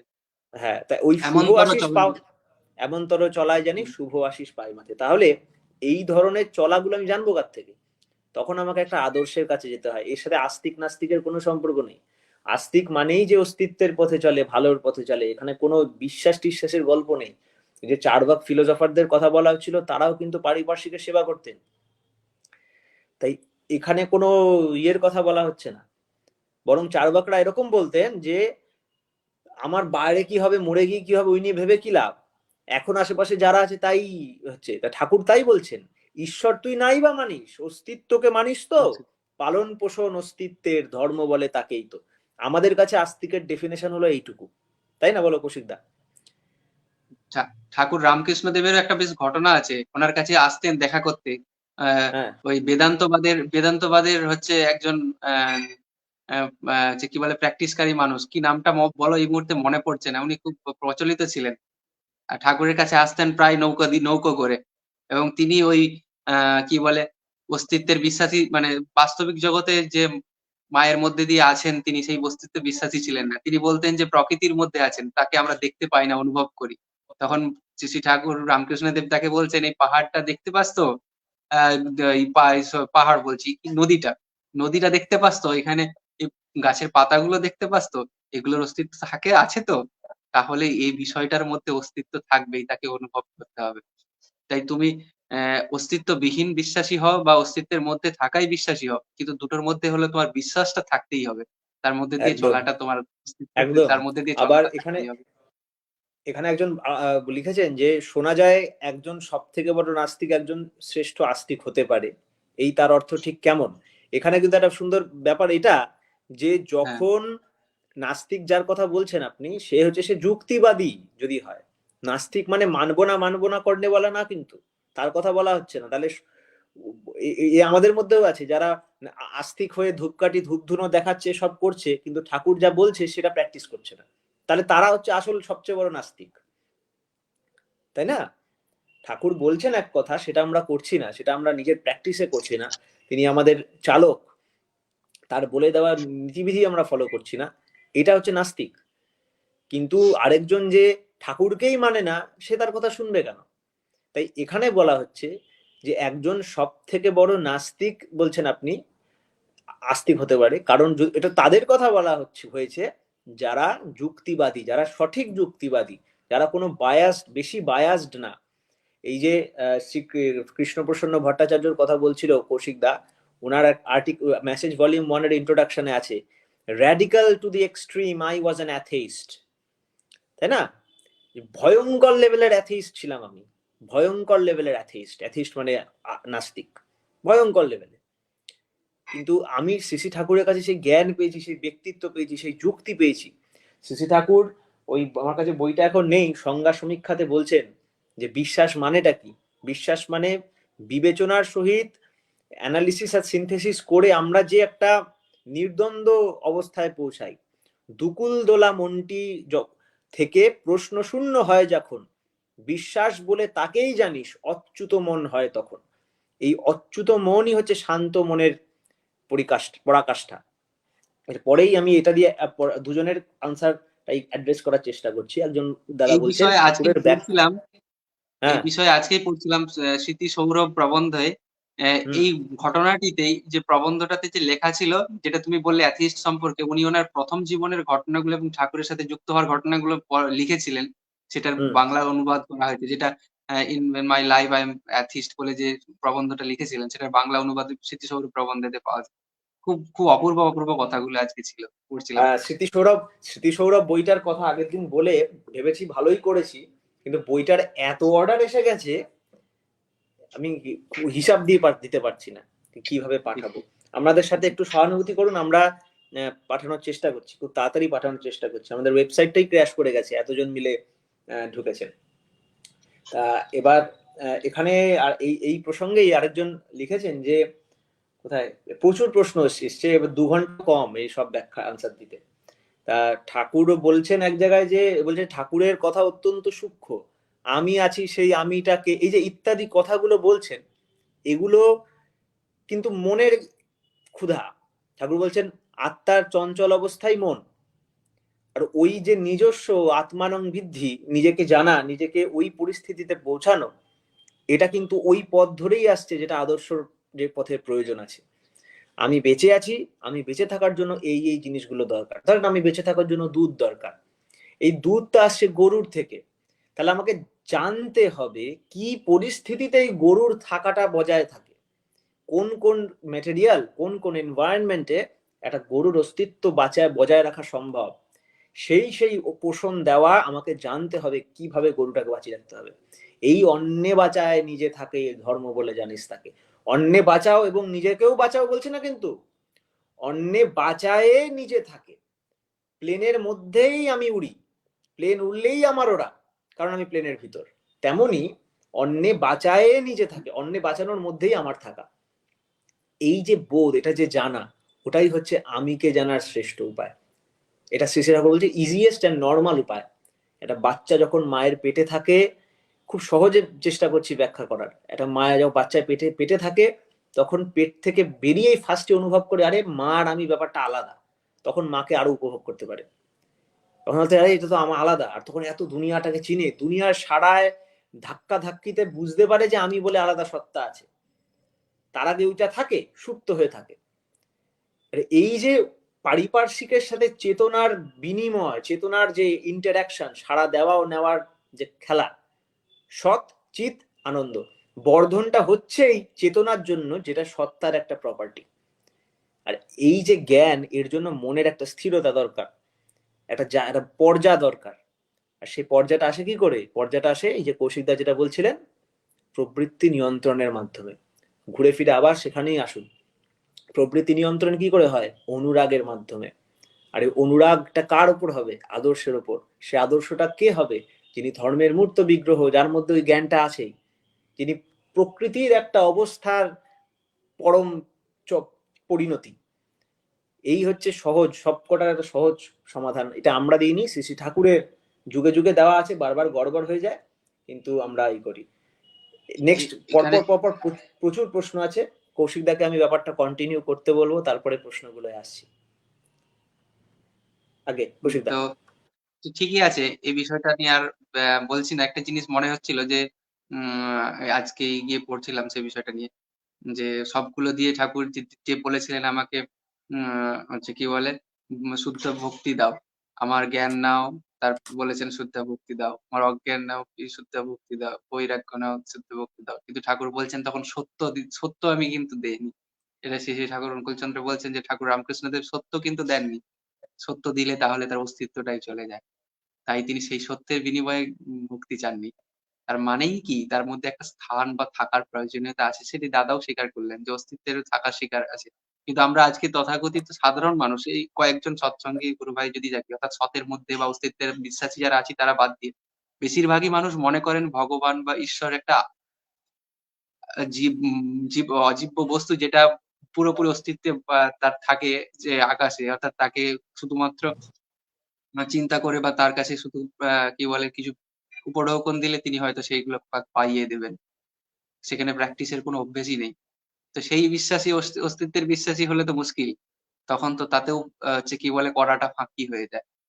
তো সেই বিষয়েই আরকি মূল, যে করায় আসা প্রয়োজন এবং তার জন্য একটা চলনমুখী মানুষকে ধরে, আদর্শ মানুষকে ধরে চলা প্রয়োজন। সেটাই তাকে নিয়ন্ত্রিত করে, যেটাই একই ফিরে আসে, একইভাবে আসে। তো এরপরে কি এরপরে অনেকগুলো প্রশ্ন আছে, কিন্তু এর মধ্যে কিছু কিছু অপ্রাসঙ্গিক প্রশ্নও আসছে, যেমন এই সব জিনিস বলছেন যে আমি এগুলোকে তুলতে চাই চাই না, তাই আমি প্রাসঙ্গিক প্রশ্নগুলোতেই আসি ফিরে। এই হ্যাঁ, বিষয়টা নিয়ে আসার প্রয়োজনীয়তাই নেই। যে যে হ্যাঁ, যেটা বিক্ষেপ বা এই মুহূর্তে এই সিচুয়েশনে আজকের উপজীব্য বিষয় নয়, সেটা নিয়ে আসার হ্যাঁ, তবে প্রয়োজনীয়তা কি? তাও তাও মানে পালিয়ে যেতেও খারাপ লাগছে, ব্যাপারটা ছেড়ে দিতেও খারাপ লাগছে। হ্যাঁ, তাই একটা সংক্ষেপে যদি তুমি অনুমতি দাও কৌশিক দা, আমি 2 মিনিট কিছু বলতে হ্যাঁ, চাই হ্যাঁ, এই ব্যাপারে। হ্যাঁ, বলুন। সেটা হচ্ছে, একজন লিখেছে ঠাকুরের পর যে বিভাজন ইত্যাদি এইগুলো নিয়ে আপনি কথা বলছেন না কেন, এরকম লিখেছেন। এখানে একজন লিখেছেন সেই বিষয়ে সবাইকে বলেন। আরেক জায়গায় লিখেছেন ইষ্টভৃতি পাঠানো আপনারা সোজাসুজি বলুন কাকে। হ্যাঁ, আরেকজন লিখেছেন আমরা কি পূজনীয় বিবেক রঞ্জন চক্রবর্তী হয়ে কথা বলছি। এবার আমি একটা কথা বলি, এই যে আপনারা প্রশ্ন করছেন না কোথায় ইষ্টভৃতি পাঠাতে হবে, এটা আমাদের বলে দেওয়ার জন্য, এই বোকামির জন্যই আপনাদের বোকা বানানো যায়। এইটাই আপনারা নিজেরাই ফুলড হওয়ার জন্য দুনিয়ায় একদম অবশ্য রেডি। আপনি নিজেদের ফুলড বানানোর, বোকা বানানোর জন্য আপনারা নিজেই প্রস্তুত। আজকে আরো পরিষ্কার ভাবে আমি বুঝতে পারি, আগে যখন শ্রী শ্রী ঠাকুরের আলোচনা পড়তাম এবং পূজনীয় মানুষদের কাছে শুনতাম যে এরকম মানুষরা বিভ্রান্ত হচ্ছে, আমাদের এর বিরুদ্ধে কিছু করা উচিত, তখন তিনি বলেছিলেন এই মানুষদেরই দোষ। কারণ আপনারা একটা ভালো জুতো কেনার জন্য পর্যন্ত কতক্ষণ ধরে দেখেন, আপনারা একটা ফোন কেনার জন্য কতক্ষণ ধরে দেখেন, ভিড়কে ফলো করে তো কেনেন না, প্র্যাকটিক্যালি বুদ্ধি লাগান। শ্রী ঠাকুরের বেলায় আদর্শকে কেন্দ্র করে চলার বেলায় কেন আপনারা কোন রকম বুদ্ধি লাগান না? আমাদের কেন বলে দিতে হবে? শ্রী ঠাকুর আমরা কি করবো? আমরা আপনাকে বলে দেবো আর আপনারা ফলো করবেন? তাহলে তো একই ব্যাপার হয়ে যাবে। আমরা সত্যটা তুলে ধরতে পারি। শ্রী ঠাকুরের বলছেন তার সব বলা আছে ছড়ায় ও গদ্যে। আমরা ওপেন পরিষ্কার উইথ ডেট অ্যান্ড এভরিথিং তুলে দেবো। এবার আপনারা বিচার করুন। বিচার করার ক্ষমতা আমাদের আছে। সবাইকে তো বলছি না, ছোটদের তো অনুসরণ করার পথ দিচ্ছি। আমরা একটা কথা বলবো, আমাদের কথা শুনবেন, তারপর দুদিন পর আরেকজন একটা কথা বলবে, তার কথা শুনবেন। শ্রী ঠাকুরের কথা শুনুন। কোনো ছেলে, কোনো ভক্তর কথা বলা হচ্ছে না কিন্তু। আমরা অবশ্যই। আমরা বড়দার কথা, পূজনীয় বড়দার কথা শুনি না, পূজনীয় ছোটদার কথা। কোথায় আপনি, কোন আলোচনায় আপনি ছোটদার কথা শুনেছেন বলতে আমাদের? এটা নিয়ে বারবার আরেকজন বলছেন যে বিভাজন নিয়ে কথা বলতে। আমাদের চ্যানেল ব্লক করারই পিছনে লেগে পড়েছে, বলে নাকি আমরা বিভাজন নিয়ে কথা বলছি। আপনি একটা ভিডিও বের বিষয় করে দেখান তো, একটা ভিডিও বের করে দেখান যেখানে আমরা বিভাজনকে প্রমোট করছি বা কিছু। এই জায়গাতে একটা এটা বিষয় এইরকম আছে। বোকা বোকা প্রশ্ন, ঠাকুর ইষ্টভৃতি কোথায় পাঠাতে হবে কি, ওগুলো সব পরিষ্কার ভাবে বলা আছে ঠাকুরের। তার সন্তান সন্ততিদের মধ্যে যদি কেউ ইষ্টবাহী হয় তৎসকাশে, হুম, এবং তার কেরও সে তার কি কি কোয়ালিটি থাকবে, সে তন্নিষ্ঠ তত্ত্বপা। তৎনিষ্ঠ তৎনিষ্ঠ হ্যাঁ, তত্ত্বপা আচরণবান, হ্যাঁ, তা এই বেসিক কোয়ালিটি তদ্গতি সম্পন্ন, তদ্গতি সম্পন্ন ব্যক্তির সকাশে যে ভাষান্তে ইষ্টভীতি পাঠানোর কথা শ্রী ঠাকুর তার ছড়াবাণী গ্রন্থে উল্লেখ করেছেন। তাই তৎনিষ্ঠ, তার মতো আচরণশীল, তার কথাগুলি মনন তার করে চলেন এবং অন্যদেরকে চলার উদাহরণ তৈরি করে দেন বা বলেন, সেই রকম মানুষের কাছে আপনি খুঁজে বার করেন। শ্রী ঠাকুর আপনাকে খুঁজতে বলেছে। তাই এ বিষয়ে শুরু আমার শুরু যদি হয়ে গেছে, দেখা শুরু হয় হয়ে সেই গেছে, বিষয়ে আমার কিছু বলার শুরু হয়ে গেছে কিন্তু এটা, একটা ব্লিঙ্ক হলো তো। আছে। তো যাক, এইরকমই এরকমই এই এরকমই বিষয়টা অ্যাটাক হয়। নিয়ে আর কিছু বলার নেই। বিষয়টা নিয়ে বলার কথা এইভাবে এটাই, এইভাবে ধৃতি পেজে বিধায়ন, অ্যাটাক হয় এইসব ব্যাপারে কথা বললে। ধৃতি যাই বিধায়না হোক, সেটা তপবিধান। আমি বলছি না। আর একটা ধৃতিবিধান, একটা আমরা কথা, আমরা বয়সে ছোট, তাই ধৃতিবিধায়না তপবিধায়না এবং স্মৃতিতীর্থে প্রবন্ধ পড়েন, আপনারা এই বিষয়ে সঠিক উত্তর পেয়ে যাবেন। আর এখানে বলছেন আপনারাই বলে দিন কে ইষ্টবাহী। কি এই রকম বিষয়ে তো প্রশ্ন এটা? এই বিষয়ে শ্রী ঠাকুর বলেছেন যে তাকে খুঁজে নিতে হবে, তাই আমাকে বলার কোনো বিষয় নেই।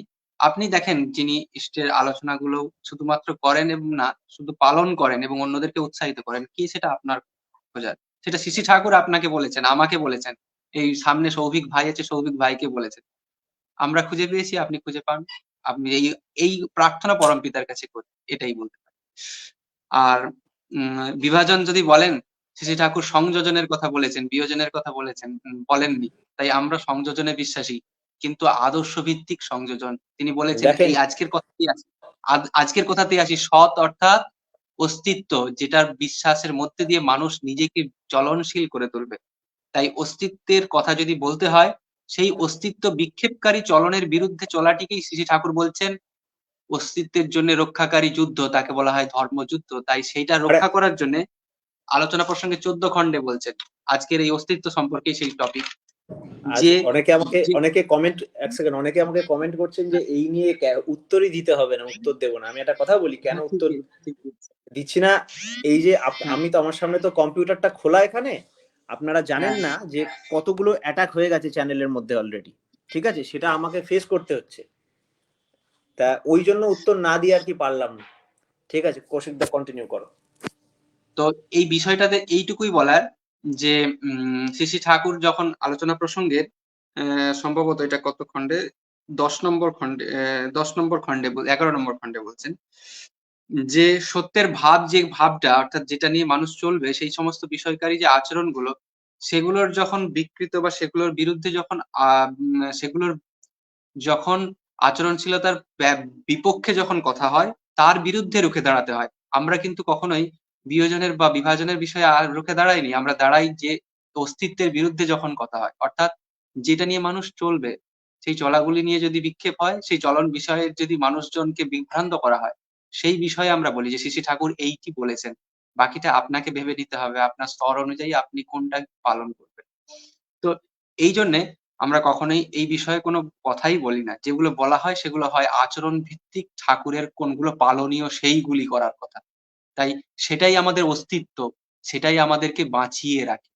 আজকের টপিকের সাথে সেটা মিল আছে। মিল হচ্ছে এইখানে যে শ্রী ঠাকুর বলছেন যখন এই রকম প্রত্যেকটি সময়ে আসে, যখন এই প্রত্যেকটি সময়ে এই যে আচরণশীল যে সমস্ত বিষয় অর্থাৎ প্রার্থনা, প্রত্যেক দিনের মনন করার ইষ্ট দক্ষিণা, ইষ্টভৃতির অর্থ, ইষ্টকে মিলিয়ে যে আমরা নিবেদন করি, এই সমস্ত বিষয়গুলো হচ্ছে আমাদের প্রত্যেক দিনের জীবনকার অঙ্গ যেগুলো আমাদেরকে তৈরি করে। তাই সেগুলো আমাদের অস্তিত্বকে বাঁচিয়ে রাখে। সেই অস্তিত্ব বাঁচিয়ে রাখার যে অংশগুলো, সেই অংশগুলো যদি মানুষ ত্যাগ করে বা সেগুলোর মধ্যে যদি দুধের মধ্যে জল ঢোকানো হয়, তাহলে কি হবে? সেই দুধটা পুষ্টিকর থাকে না, তখন সেটা আর কাজে লাগে না শরীরে। তাই আমরা সেইটার বিরুদ্ধে বলি যে আপনারা সেটা না করেন এবং ভালোটা খান, ভালোটা চলুন, ভালোটা করুন। সেটাই আমাদের কথা। সেই কথা কখনোই কাউকে ত্যাগের কথা নয়, সে কথা হচ্ছে ইষ্টের যুক্ত ব্যক্তিতে যুক্ত হওয়ার কথা। আর ইষ্টের যে আচরণশীল মানুষগুলির মধ্যে দিয়ে সেগুলো জানা, ইষ্টের কথাগুলিকে বুঝে সেগুলো প্র্যাকটিস করা। এটাই হচ্ছে শ্রী শ্রী ঠাকুরের নীতি, সেটাই অস্তিত্বের নীতি। তাই তিনি সংযোজনের কথা বলেছেন, তিনি অস্তিত্বের কথা বলেছেন। তিনি মানুষকে মানুষ থেকে আরো ভালো উন্নততর মানুষ হয়ে উঠতে বলেছেন। তখন তার অনুভবে কি থাকবে, কি হবে, এই যে সমস্ত দাদা আজকে লিখলেন, এই সমস্ত অনুভূতিই তখন তার ব্যক্তিগত জীবনে হয় বলে জেনেছি, যারা করেছেন তাদের লেখাতে। শ্রদ্ধেয় কেষ্টদার লেখাতে এখানে আমরা মনে পড়ল, শ্রদ্ধেয় বিভূতিভূষণ দা রমাপ্রসন্ন দার কাছে যখন দেখা করেছিলেন, কৃষ্ণপ্রসন্ন ভট্টাচার্য দা তখন তার কাছে দেখা করে দীক্ষা নিয়ে বলছিলেন, হচ্ছে তার মাধ্যম দিয়ে শ্রী শ্রী ঠাকুরের নাম নিয়ে বলছিলেন, কথা প্রসঙ্গের ৩য় খণ্ড সম্ভবত পাঠ করছিলেন। হ্যাঁ, সেই অংশে তিনি যখন তার অস্তিত্ব, তার জগৎ এবং তার মধ্যে অনুভূতি, শব্দের স্তর এসব নিয়ে কথা বলছেন, সেগুলো নিয়ে শ্রী শ্রী ঠাকুর লিখেছেন, সেগুলো তিনি পাঠ করে শোনাচ্ছেন আমাদের শ্রদ্ধেয় বিভূতিভূষণ বন্দ্যোপাধ্যায় দাদাকে। সেই পাঠের মধ্যে পরে তিনি বলছেন, এরকম আশ্চর্যজনক সাহিত্য এবং মানে এত সুন্দর মানে বিষয় তিনি কখনোই আগে শোনেননি। তাই আমরা সেই অস্তিত্বের জন্যে তার মধ্যে দিয়ে পালন করে সেই মানুষটাকে আমরা কে সেটাকে জেনে আরো তার মতো হয়ে উঠবো। আমাদের দরকার নেই বিভাজনের। আমাদের দরকার নেই মানুষকে খারাপ করে তোলার, খারাপ বলার। আমাদের দরকার ইষ্টের আচরণগুলি যেগুলি বিকৃতি হচ্ছে সেগুলিকে ঠিক করার। যাতে সেগুলোর মধ্যে দিয়ে মানুষ ভালোটাকে পথে চলতে পারে। এটাই অস্তিত্বের পথ। এটাই অস্তিত্বের মানে আ চলার জন্য পথ। আর এটার বিরোধী যা পথ সেটাই নাস্তিকতার পথ। সেটাই হচ্ছে অস্তিত্বের উৎসের বিরুদ্ধে চলন। তো একদম হ্যাঁ, অপূর্ব অপূর্ব আলোচনা, খুব সমৃদ্ধ হলাম। এবং অবশেষে এটা বলতেই হয় যে যেই আস্তিকই হোক আর নাস্তিকই হোক, শ্রী শ্রী ঠাকুর হচ্ছেন পরম প্রেমময়। তার একটা অদ্ভুত টাইটেল, মর্যাদা পুরুষোত্তম আছে, লীলা পুরুষোত্তম আছে, বা এক একজনের এক একটা দিক আমরা এনলাইটেন করে তাকে একটা অ্যাডজেক্টিভ দিয়েছি নামের আগে। হ্যাঁ, সেই তার মধ্যে শ্রী শ্রী ঠাকুরের কে আমরা বলি পরম প্রেমময় শ্রী শ্রী ঠাকুর অনুকূলচন্দ্র। তাই এই পুরুষোত্তম তার এই অদ্ভুত খেলা। এখন ব্যাপার হচ্ছে এই যে অস্তিত্বর কথা কৌশিকদা বললেন, অস্তিত্বর যে তিনটে দিক আছে, সত্তা আছে, তার চেতনা আছে, আর তার বর্ধন সম্বেগ আছে।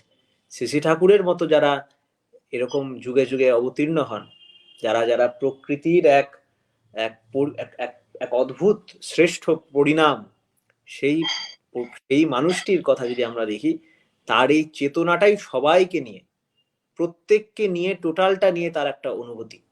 তিনিও সেলফিশ আমাদের মতো, তিনিও ভালো থাকতে চান, কিন্তু তার এই ভালো থাকাটা সবাইকে নিয়ে। আমাদের মধ্যে যে অজ্ঞানের ব্যারিয়ারটা আছে, যার জন্য আমি বুঝতে পারি না, যেমন একজন ধরেন মদ্যপান করে বা খুব উল্টোপাল্টা খাবার সেবন করে, সে জানেন, সে অনুভবে জানে না যে এটা আমার জন্য ভালো, অনুভবে অভ্যাসে প্রবৃত্তির ঊর্ধ্বে গিয়ে জানে না যে সে আমার জন্য ভালো, তাই সে সেটা করে যায়। তার মানে কি সে বাঁচতে চায় না? সে বাঁচতে চায়। সে তার ফলের পরিণতিটা জানে না, দূরদর্শিতা কম। এই শ্রী শ্রী ঠাকুরের মতো ব্যক্তিত্ববান মানুষের দূরদর্শিতা হচ্ছে ভয়ঙ্কর, ভয়ঙ্কর দূর পর্যন্ত। ওর জন্য বলা হয় তারা কাল দ্বারা আবদ্ধ নন, সর্বদেবময় গুরু কালে না নবচ্ছেদাত। হ্যাঁ, তাই সেই গুরুর আমাদের প্রয়োজন আছে, সেই মানুষের আমাদের প্রয়োজন আছে, তার ব্যাপারে জানার প্রয়োজন আছে, সে যে মাধ্যমে হোক, যেভাবে হোক। হ্যাঁ, আর সবকিছু, আমাদের সবকিছু, যেমন এই ফেসবুক, এই সব এগুলো আবিষ্কার হয়েছিল কিসের জন্য? মানুষের মানুষের যোগাযোগের জন্য। তো প্রত্যেকটা জিনিসকে যদি আমরা ট্রেস করি, আমরা দেখব সেই জিনিসটা ট্রেস হবে কিন্তু পিছনে গিয়ে গিয়ে গিয়ে গিয়ে সে আমাদের অস্তিত্ব। যেদিন থেকে মানুষ বাঁচার জন্য আগুনের আবিষ্কার হলো, হ্যাঁ, যেদিন থেকে আগুন আবিষ্কার হলো, সেদিন থেকে বুঝতে পারলো যে আরে আমরা তো আমরা তো বাঁচতে, আমাদের তো এই আগুনটা দিয়ে কাজে লাগাতে হবে, এই আগুনটা দিয়ে আমি রান্না করতে পারবো। যে খাবারটা মানুষ হজম করতে পারতো না ঠিক মতো, রান্না করার পর প্রথম সে আদিম যুগের মানুষ সেটা খেয়ে হজম করতে শিখলো, নিজের অস্তিত্বর বিপন্নতা থেকে রক্ষা পেল। যে অ্যানিমাল গুলো তার উপর অ্যাটাক করতো, সে অ্যাটাক গুলোকে কিন্তু আটকাতে পারলো। আর আপনারা বলবেন এর মধ্যে প্রার্থনার কথা কোত্থেকে আসছে, এর মধ্যে পূজার কথা কোত্থেকে আসছে, সেটার ব্যাপারে যদি আমরা দেখি, একটা ছোট্ট ঘটনা বলি, গল্প ঘটনা যাই বলেন, আজ থেকে বহু বছর আগে আর্কটিক মেরু ওই সব সময়, আর্কটিকে মানে নর্থ পোলে, ওখানে 6 মাস রাত হতো, 6 মাস সকাল। আর তখনকার মানুষরা দেখতো যে সূর্য উঠছে যখন, তখন গাছপালা সবুজে সবুজ হয়ে যাচ্ছে, শরীর কত ভালো লাগছে, এনার্জি পাচ্ছি। আর সূর্য ডুবে গেলে 6 মাস ধরে থাকছে না, কি অদ্ভুত, কি ভয়, কি খারাপ, কি আশঙ্কা। তখন তাদের ভিতর থেকে একটা আকুতি এলো, একটা ভিতর থেকে গান এলো, যে সূর্য যদি দেখা দাও আরেকবার, কারণ তুমি আমাদের জীবন দিয়েছো, তুমি আমাদের জীবনদাতা, তোমার আলোতেই দেখি গাছগুলো বড় হয়, তোমার আলোতেই দেখি এই গাছ বড় হয়, আর সেই গাছটা খেয়ে আমরা বেঁচে থাকি, বা পশুরা বেঁচে থাকে তাদের খেয়ে আমরা বেঁচে থাকি। তাই সূর্য তুমি আসো, তুমি আসো, তুমি উদয় হও। এই বলতে বলতে বলতে বলতে দেখতো সূর্য উঠতো। এখন তার প্রার্থনার জন্য সূর্য উঠছে তা বলছি না, কিন্তু এই সূর্য ওঠার কৃতজ্ঞতাকে সে স্বীকার করলো, করে নিজেকে আহুত দিল। সেই প্রথম সামবেদ, এটা হচ্ছে সেই সামগীতি বেদের, সূর্য স্তব, সূর্যকে আচার্য বলে, আগুনকে ধরে ধরে ডাকা। হ্যাঁ, এই করে করে প্রথম প্রার্থনা তৈরি হলো। তাই প্রার্থনা মানে শ্রী শ্রী ঠাকুর বলছেন, প্রকৃষ্ট রূপে অর্থে গমন করা। অর্থ মানে গন্তব্য, আর আমাদের গন্তব্য হচ্ছে সেই ঈশ্বর। শ্রী শ্রী ঠাকুরের সেই বাণীটা আছে, আমাদের গন্তব্য হলো ঈশ্বর প্রাপ্তি। ঈশ্বর প্রাপ্তি মানে ঈশ্বর আপ্তি, এক ধারণ পালন সম্বেক সিদ্ধ ব্যক্তিত্ব। যার এই ধারণ পালন সম্বেক সিদ্ধ ব্যক্তিত্বটাই হচ্ছে পুরুষোত্তম। আমি কৌশিক দাকে একটা কনক্লুশন দিতে বলি, এবং তারপর আপনারা কেউ যাবেন না, অবশ্যই একটা খুব বিশেষ ঘোষণা আছে, একটা সুন্দর জিনিস রিলিজ করা হবে। কৌশিক দা একটা কনক্লুশন দিয়ে। তুমি যে কয়েকটা কথা বললে সেই কথাতেই এতগুলো বিষয়ের মানে সমাহার চলে আসলো। শুধু এখানে আজকে এতগুলো বিষয়ভিত্তিক আলোচনার সাথে সাথে অন্যদিকে আলোচনা হলো, তো সেই বিষয়ে একটা আলোচনা প্রসঙ্গে 10 খণ্ডে পেলাম। 10 নম্বর খণ্ডে শ্রী শ্রী ঠাকুর বলছেন, স্ট্রাগল টু অ্যাচিভ গুড ভালো, কিন্তু লাক্সারি অফ ডিস্ট্রাকশন ভালো নয়। অর্থাৎ কোনো কিছু ভালো প্র্যাকটিস করার জন্য, অ্যাচিভ করার জন্য, অর্থাৎ আমাদের এই সত্ত্বে চেতনাতে উদ্বুদ্ধ হওয়ার জন্য যে সমস্ত আমাদের প্র্যাকটিস, তাতে কষ্ট করে অভ্যাস করা ভালো, কিন্তু হঠাৎ করে যে প্রয়োজন, যেগুলো আমাদের হঠাৎ করে আমাদেরকে লাক্সারি বা অর্থাৎ একটা হঠাৎ অনুভূতির মধ্যে দিয়ে পৌঁছে দিয়েছে, কিন্তু তা আমাদের করণীয় নয়। সে সমস্ত বিষয়ে, সেটা আর্থিক অনুভূতি হোক বা জাগতিক অনুভূতি হোক, সেগুলো ধ্বংসেরই বিলাস মাত্র। তাই আমরা এই ইষ্ট এবং গুরু বা পুরুষোত্তম যাই বলি না প্রিয় পরম, সেই মানুষটির কথাগুলি প্রত্যেকটি বেদবাক্য মেনে পালন করে তার মতো উৎসে বা তার পথে তার কাছে যাওয়ার চেষ্টাই আমাদের জীবনের গন্তব্য। সেটাই হচ্ছে আমাদের অস্তিত্বের চরম প্রাপ্তি বা অস্তিত্বে থাকার চরম সার্থকতা। তাই তার বিরুদ্ধে সেই নাস্তিকতার বিরুদ্ধে আমাদের ত্যাগ চলন সবই ত্যাগ হোক, এই আশা, এই প্রার্থনা আমি নিজেরও করি এবং অন্যদের জন্যও রাখছি। তাহলে আমাদের আজকের যে অ্যানাউন্সমেন্ট, সেটা সৌভিক বলো। আজকের বিশেষ অ্যানাউন্সমেন্ট হচ্ছে, আমি স্ক্রিনটাকে বড় করছি, আপনারা ফলো করুন। শ্রী শ্রী ঠাকুরের এক নতুন বই আজকে রিলিজ করা হচ্ছে এই শো এর মাধ্যমে। এই বইটি আমরা আপাতত কিছুদিনের জন্য খুব ফ্রি রাখছি। আমাদের অনলাইন স্টোর supplyMultiple.com-এ আপনারা ফ্রিতে পিডিএফ এই বইটা ডাউনলোড করতে পারেন। এই হচ্ছে আমাদের ওয়েবসাইট supplyMultiple.com। আমরা লিঙ্কটা দেখতে পাচ্ছেন, আমরা ইয়েতে দিয়ে দিয়েছি, আপনার কমেন্ট সেকশনে দিয়ে দেওয়া আছে। এই বইটা আজকে রিলিজ করা হচ্ছে, পূজনীয় বুদ্ধদেব চক্রবর্তীর লেখা পুরুষোত্তম লীলামৃত।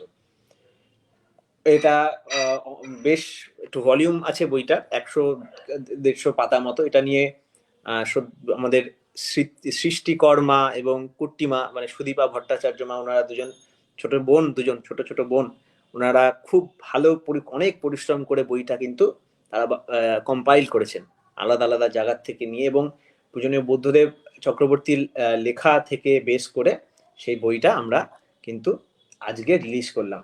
এই বইটা এখন প্রত্যেকের জন্য অ্যাভেলেবেল আছে। আপনারা ফ্রিতে ডাউনলোড করতে পারেন www.supplymultiple.com। ওখানে গিয়ে আপনারা বাইরেই দেখতে পারবেন এই বইটা রিলিজ হয়ে গেছে। এছাড়াও এখানে কিন্তু প্রচুর ভালো ভালো বই আছে, আরো অনেক বই আছে, তবে পেমেন্ট অপশনটা পরপর অনেক পেজে অ্যাটাক হওয়ার জন্য এবং ইত্যাদি কারণের জন্য একটু ডাউন হয়ে গেছিল পেজটা। এখানে আমরা প্রচুর ঠাকুরের বই নিজস্ব বানানো ফ্রিতে, এবং চর্যাশ্রম প্রকাশন, তপবন প্রকাশনের অনেক বই এখানে আমরা দেখতে পারেন, অজস্র বই আছে, কত বই আপনার চাই, প্রচুর বই এখানে আমরা দিচ্ছি। যে ফিজিক্যাল কপিগুলো অবশ্যই ওগুলো ফ্রি না, কিন্তু পিডিএফ গুলো আপনাদের সমস্ত ফ্রি, এবং সব রেফারেন্স দেওয়া আছে শ্রী ঠাকুরের কোন লিটারেচার থেকে কোথার থেকে তুলে কি নেওয়া। এবং আজকে আমরা যে বইটা আপনাদের বিশেষ করে পড়তে বলছি, অপূর্ব লেখনী, আমি নিজে পড়েছি কিছুটা, সেসব দিয়ে আমার পড়া হয়নি যদিও, এই মাস্টার উইদিন পাবলিকেশনের মুদ্রণে এবং চর্যাশ্রম প্রকাশনার দ্বারা প্রকাশিত পুরুষোত্তম লীলামৃত আজকে রিলিজ হলো অনলাইন। আপনারা অবশ্যই এই লিংক ধরে যাবেন, গিয়ে ডাউনলোড করবেন বইটা এবং পড়ে জানাবেন কমেন্ট সেকশনে কেমন লাগলো। ঠিক আছে, এইটাই ছিল আজকের বিশেষ ঘোষণা, এবং আপনাদের কাছে বিনীত অনুরোধ, আরো মানুষের কাছে এটা শেয়ার করে দিন, এবং যদি সম্ভব হয় আমাদের আর কি এই পেজের ফলোয়ার আপনারা বাড়াতে সাহায্য করুন। কারণ পেজ থেকে কোনো রকম এটা হচ্ছে না, কোনো বিজনেস পারপাস না, এটা শ্রী ঠাকুরের প্রচারের জন্যই বলছি। যদি এটা constant increase in number of sharing and increasing number of followers না থাকে, তাহলে পেজে যখন তখন মানে বন্ধ করা আর কি সহজ হয়ে যাবে। আমাদের কাছে তো ওরকম আনলিমিটেড টাকা পয়সা নেই যে ঢাল থাকবো টাকা দিয়ে ব্যাপারটাকে করে রাখবো। আমাদের ভিউয়ার্স চাই, বেশি করে সাপোর্টার্স চাই, রিভিউ চাই, এবং কমেন্ট, ভালো ভালো কমেন্ট চাই, ইত্যাদি চাই, এবং প্রচুর মানুষ অব্দি পৌঁছে দিন। তা এই অনুরোধ আপনাদের কাছে, বহু মানুষের কাছে শেয়ার করুন, শ্রী ঠাকুরের বার্তা ছড়ান। আপনাদের এত সুন্দর সুন্দর প্রশ্ন করলেন, সেগুলোর জন্য অনেক ধন্যবাদ। আমরাও স্মৃতি মন্থন এবং মননের মাধ্যমে সমৃদ্ধ হলাম। কৌশিকদা, এবার যদি কিছু বলো, তাহলে বলে আমরা আজকের পর্বটা এখানে শেষ করবো। আমি আর কিছু বলার নেই, এখানে আমাদের পর্বের পুরুষোত্তম বন্দনা ধ্বনি দিয়ে যদি শেষ করা যায়। বলছি আগে বন্দে পুরুষোত্তমম, বন্দে আর্য পিতৃন, বন্দে মাতৃবর্গান, বন্দেহং কৃষ্টিদৈবতান, বন্দে পুরুষোত্তমম परम प्रेममय श्री ठाकुर अनुकूल चंद्र जी की जय। परम प्रेममय श्री ठाकुर अनुकूल चंद्र जी की जय। परम प्रेममय श्री ठाकुर अनुकूल चंद्र जी की जय। বন্দে পুরুষোত্তম। জয় গুরু। প্রতি শনিবার আবার দেখা হচ্ছে, পরের শনিবার আমরা প্রতি শনিবার অনুধ্যান অনুষ্ঠানটি করি। সকলকে জয় গুরু, আবার দেখা হবে আগামী শনিবার। কুশিদা, জয় গুরু, প্রণাম।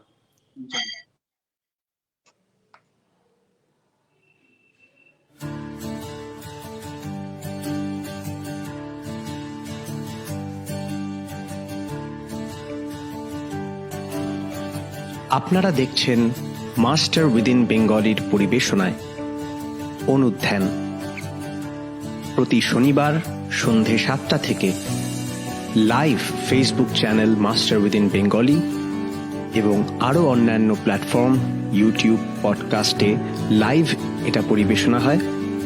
আপনারা আরও মানুষের কাছে এটা শেয়ার করে দিন এবং দেখতে থাকুন আজকের অনুধ্যানের পর্ব।